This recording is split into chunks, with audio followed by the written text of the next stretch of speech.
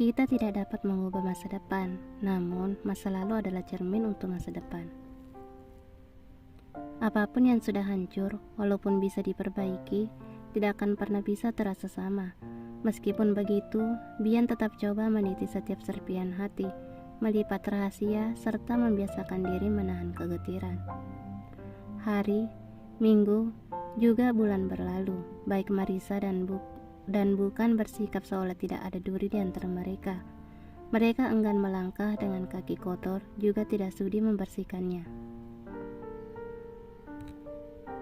Bian berusaha menikmati perannya dalam memanjakan istri yang sedang mengandung benih buah hati mereka.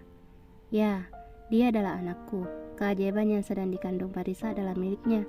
Itu adalah jawaban dari semua doa. Itu yang terus Bian gumamkan. Marisa memberikan piring yang dibasuhnya pada Nastiti. Alhamdulillah selesai, ucap Marisa.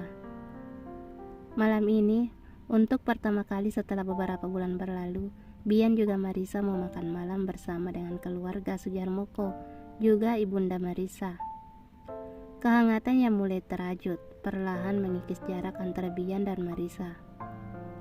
Diam-diam, Bian mengamati wajah istrinya yang ikut tertawa dalam setiap candaan Arisetia. Ia tidak tahu apakah wajah itu mampu sepenuhnya melenyapkan semua rasa takut. Bian meletakkan segala susu hangat di meja, kemudian duduk di samping Marisa, lalu mengelus lembut perut istrinya dengan perhatian. Minggu depan acara 7 bulanan sudah siap? Tanya Asmarini, lalu membuka kulkas. Dengan sigap, Nastiti membantunya mengeluarkan puding buah. Alhamdulillah, sudah Bu, jawab Bian. Anak-anak panti asuhan diundang kan? Tanya Asmarini sambil sibuk memotong puding.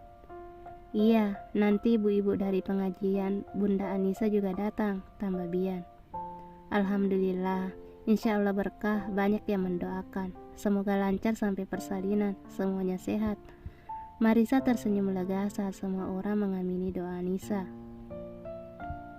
Setangkup kebahagiaan yang terpancar dari wajah Bian menambah desir impian Marisa. Hati Marisa diam-diam berdoa, berharap itu tidak akan berakhir. Sepulang dari rumah Asmarini dan mengantarkan Anissa pulang, mereka singgah ke sebuah minimarket. Bian merengut kesal sembari mendorong troli. Kamu itu kurang-kurangi aktivitas kek. Tadi seharian di rumah ibu, ini mau pulang malah mau ke swalayan dulu. Kamu bisa kasih list belanjaannya ke Mbok Siti, suruh dia yang belanja, omel Bian. Marisa menggelung rambut kemudian bergelayut manja di lengan Bian, mengunci omelan dengan cara yang tidak bisa Bian lawan. Sekalian capek mas, lagian aku cuma beli tisu sama piring plastik kecil gitu. Habis ini pulang, enggak main lagi, timpalnya sembari mengencungkan kelingkingnya. Besok pagi kita ada meeting loh, harus bangun lebih pagi, tambah Bian yang kemudian menatap barang-barang dalam troli. Ia tahu dengan benar Marisa bukan hanya ingin membeli tisu. Yakin ini aja? Tanya Bian. Marisa terdiam sejenak. Kayaknya nanti aku mau bikin puding buah kayak bikinan ibu. Boleh? Bian memijit kening. Rak makanan ada di ujung sana. Kamu tunggu di sini, aku yang cari. Kaki kamu nanti bengkak kalau kelamaan jalan. Omel Bian sembari pergi meninggalkan Marisa. Marisa mengelus lembut perutnya. Ayah sayang banget sama kita dek, gumamnya. Ia berjalan menyusuri rak peralatan dapur. Rasanya teringat kembali saat memilih perabotan rumah tangga di awal pernikahan. Mbak Marisa? Marisa sempat ragu untuk menoleh. Ia mengenali suara itu. Mbak, panggilnya lagi. Marisa tidak punya pilihan. Ia tidak mampu menutupi keterkejutannya karena melihat kondisi Erika yang jauh berbeda dari beberapa bulan lalu. Erika, gumam Marisa. Erika segera memeluk Marisa erat, seakan sedang menumpahkan semua kerisauan. Udah lama banget gak ketemu, hampir 3 bulan. Apa kabar mbak? Tanyanya antusias. Alhamdulillah baik. . Marisa menelan penasaran saat menatap Erika lebih jelas. Wanita muda ini amat kerepotan. Tangan kanan menggenggam erat kereta bayi, sementara tangan kirinya menjinjing keranjang belanja berisi popok, juga keperluan lainnya. Rasa cemas itu kembali datang, satu perasaan yang terlupakan. Kemungkinan itu membuatnya kembali merinding ketakutan. "Kamu sendirian?" Pertanyaan yang dilontarkan Marisa mengubah ekspresi Erika.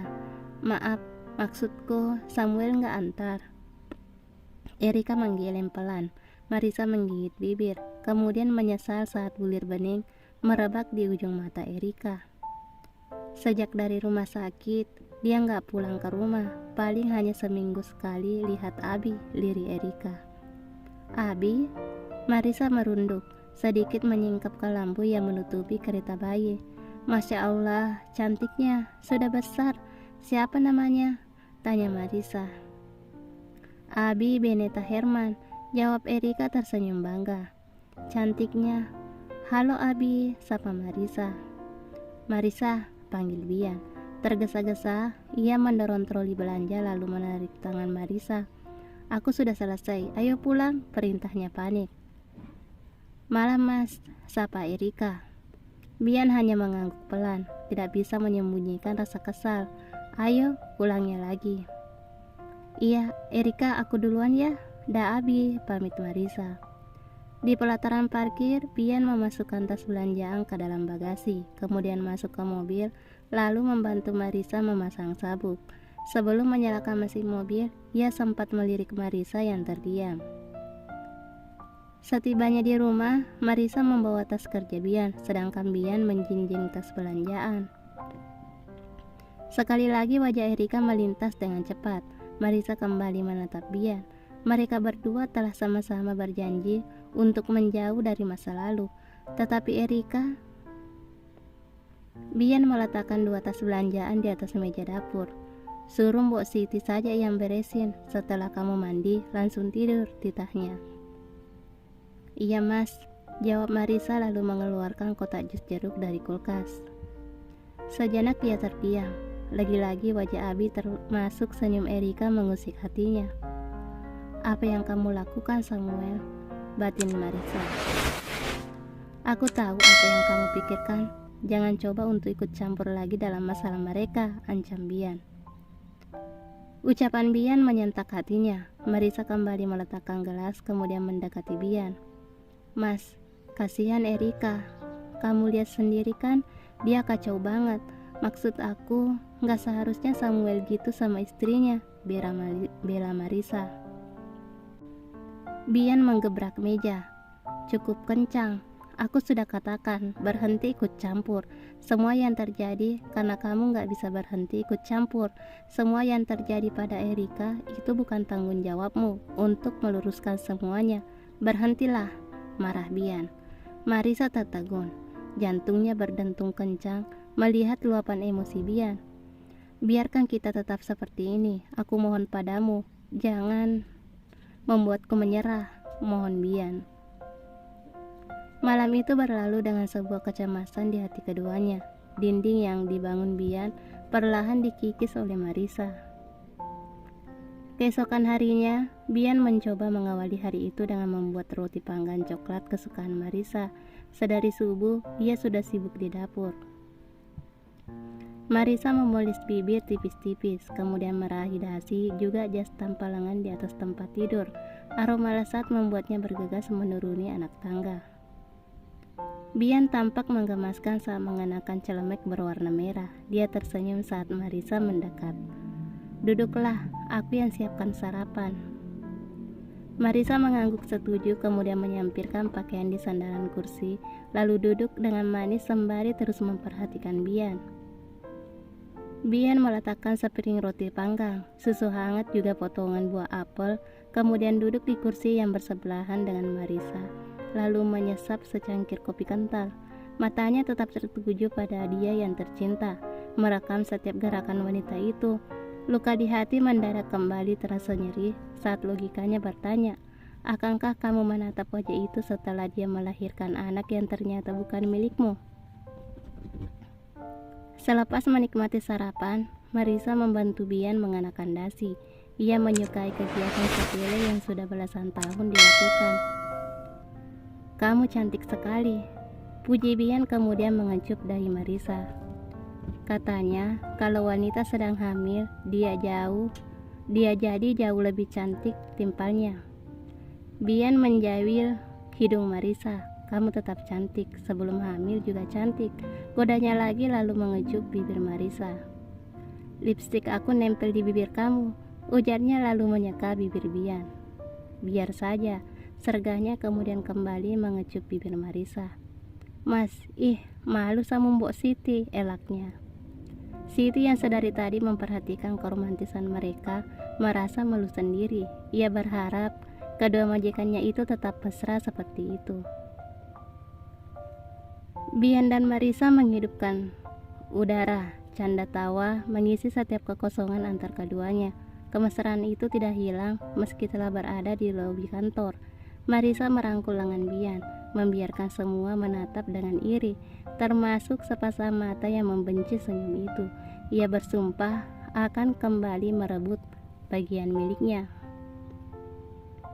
Semua yang duduk di ruang pertemuan menunggu keputusan akhir pimpinan rapat. Sudah hampir 2 jam, perdebatan ini tidak juga menemui kata sepakat. Marisa melambaikan tangannya pada Lucy. Dengan cekatan, Lucy mendekat lalu mendengarkan bisikan Marisa, kemudian bergegas pergi sesuai perintah. Sebagian warga sudah setuju, tetapi masih ada beberapa yang bersikeras enggan menjual lahan perkebunan. Larangan dari Pemda untuk enggak menggusur lahan persawahan menambah masalah, ungkap Samuel. Kita sudah melakukan negosiasi dengan pihak Pemda. Memang masih alot, tapi mereka tetap terbuka dan mengajukan pilihan yang lain, termasuk memutar akses jalan menuju perumahan. Jadi areal persawahan enggak terganggu, balas Suheri. Saya rasa sudah hampir 80% warga setuju, jadi sepertinya aman untuk mulai meratakan lahan dan sebagainya. Proyek ini sudah mangkrak hampir setengah tahun, kita nggak mungkin menunda-nunda lagi, tambah Ari Setia. Salah satu pemilik lahan yang menolak digusur adalah pemangku adat. Rasanya sulit bila melakukan aktivitas tanpa ada konflik. Biaya keamanan dan lain-lain akan membengkak. Mungkin kita harus menambah biaya tak terduga, tambah Danu, manajer keuangan di perusahaan Bian. Konflik tetap akan ada. Bila proyek ini enggak segera jalan, akan sulit bagi kita, tim pemasaran untuk melakukan strategi selanjutnya, tambah Ruslan. Seharusnya Anda bisa menyelesaikan masalah ini tanpa berlarut-larut, sindir Bian, sembari menatap Samuel. Pak Suheri, apa ada yang bisa dilakukan untuk membujuk pemangku adat yang disebut Pak Danu? Tanya Bian. Sejauh ini belum ada cara lain, Pak, jawab Suheri. Lucy memasuki ruang rapat, kemudian memberikan beberapa lembar kertas pada Marisa. Marisa tersenyum, lalu menyerahkan lembaran kertas itu pada Bian. Namanya Usman Jafar, lebih dikenal dengan sebutan Aba Usman. Beliau adalah salah satu kiai ageng di sana. Terakhir kali kami bertemu, beliau secara enggak langsung setuju untuk membantu memajukan daerah Ciodeng. Terlebih isu desakan percepatan pembangunan tol Bosu Ciba dari Pemda ke pemerintahan pusat. Kita harus cepat melakukan pembangunan untuk menambah nilai jual, tutur Marisa. Bian menatap istrinya. Lalu, apa yang bisa kita lakukan? Tanya Bian. Dia nggak menjawab secara gamblang. Hanya saja memang beberapa akses menuju Ciodeng sangat buruk. Juga ada keinginan dari warga untuk membangun tempat peribadatan lebih layak di sana. Aku rasa bisa jadi pertimbangan baik bila kita mampu merangkul mereka dengan cara itu. Aba Usman pasti bisa membantu bila kita mampu mewujudkan impian warga, lanjut Marisa. Wah, Ibu Marisa sampai sudah riset sejauh itu, hebat. Puji Arisetia sembari mengacungkan kedua jempol. Usulan ini akan saya pertimbangkan lagi. Enggak ada ruginya untuk membangun fasilitas yang kelak akan membantu warga sekitar, ujar Bian sembari mencermati tulisan di lembaran kertas dari Marisa. Bisa dikatakan, Ibu Marisa memang seharusnya tetap pegang proyek ini bersama saya, pungkas Samuel. Semua tiba-tiba menatap Samuel. Ari Setia berdaham kencang, kemudian menyesap minuman di hadapannya. Bia melengkungkan senyum, mencondongkan tubuh ke arah Samuel. Bapak Suheri bisa melakukan tugasnya sebaik Ibu Marisa, bila saja Anda mau bekerja sama dengan baik, sindirnya. Suheri terbatuk-batuk kecil, kaget mendengar curhatannya diungkap Bian. Baik, hari ini selesai. Ibu Marisa bisa kirim data Aba Usman ke Pak Suheri. Mungkin lusa Pak Suheri bisa mengunjungi beliau, ditemani Pak Aris Setia. Baik, terima kasih atas waktunya. Hasil pertemuan hari ini akan via email secepatnya. Silakan beraktivitas kembali, ujar Bia menutup pembicaraan. Semua bergegas meninggalkan ruang pertemuan. Tanpa sengaja, Marisa melayangkan pandang pada Samuel lalu bergegas pergi bersama Lucy. Bian tetap memandang tajam Samuel. Ia masih memiliki cakar serta taring kuat untuk mencabik musuh. Rahanya mengeras, seluruh urat di tubuhnya kembali hidup. Ingat kesepakatan kita. Jangan coba mencuri waktuku dengan Marisa. Selamat siang, ancam Bian sembari pergi meninggalkan Samuel sendirian. Samuel mengepalkan tangan, gemalatuk giginya menyeratkan rasa benci juga kekecewaan. Demi apapun yang ada di dunia ini, ia bersumpah Marisa akan menjadi miliknya. Meski harus mengorbankan nyawa, itu akan ia lakukan. Bersambung.